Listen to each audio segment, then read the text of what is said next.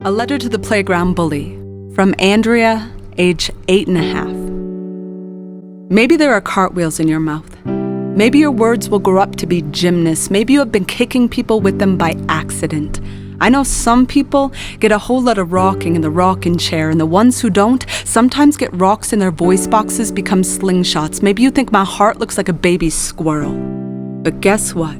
You absolutely miss when you tell the class I have head lice, because guess what? I 100% absolutely do not have lice, and even if I do, it is a fact that head lice prefer clean heads over dirty ones, so I am clean as a whistle on a teapot. My mother says it is totally fine if I blow off steam. As long as I speak in an octave, my kindness can still reach. My kindness knows mermaids never ever miss their legs in the water because there were better ways to move through an ocean than kicking. So guess what?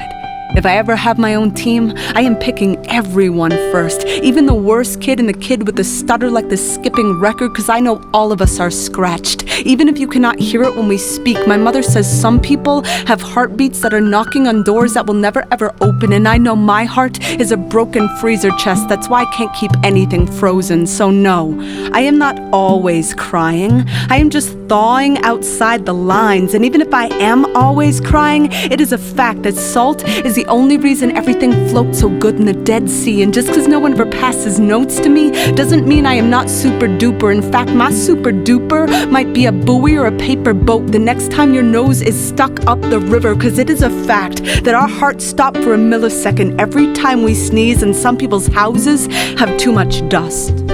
Some people's fathers are like attics. I've heard attics have monsters in their walls and shaky stairs. If I lived in a house with an attic, I think I'd nightmare a burglar in my safety chest. Or maybe I'd look for rest in the sticks and stones, because my mother said a kid can only swallow so much punch before he's drunk on his own fist. But the only drunk I ever known was sleeping in the alley behind my church, and Jesus turned water into his wine, so even God has his bad days. But on your bad days, couldn't you just say, hey, I am having a bad day, instead of telling me I'm stupid or poor, that I dress like a boy, because maybe I am a boy and a girl. Maybe my name is Andrea Andrews. So what? It is a fact that bumblebees have hair on their eyeballs, and people also should comb through everything they see. Like an anchorman is not a sailor. Like the clouds might be a pillow fight. Like my mother said, every bird perched on a telephone wire decides the direction of its flight by the conversations running through its feet. So I know everything I speak can make hurricanes in other people's weather vanes or shine their shiny shine. So maybe sometime, if somebody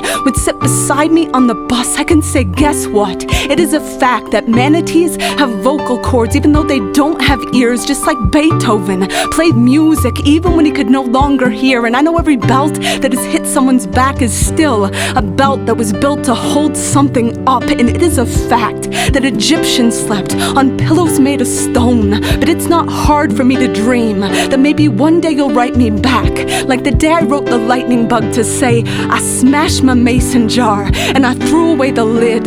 I didn't want to take a chance that I'd grow up to be a war.